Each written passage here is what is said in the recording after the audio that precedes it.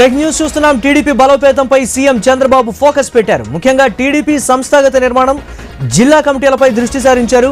ఉండవల్లిలోని నివాసంలో పార్టీకి చెందిన మంత్రులు, పోలిట్ బ్యూరో సభ్యులు, ఎమ్మెల్యేలతో కీలక సమావేశం నిర్వహిస్తున్నారు.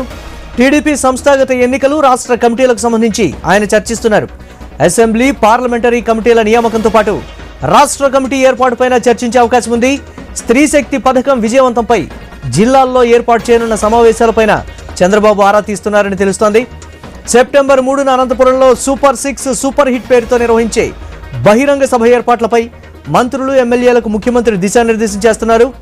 ఎమ్మెల్యేలపై వరుస వివాదాలకు సంబంధించి ప్రత్యేకంగా చర్చిస్తున్నారని తెలుస్తోంది.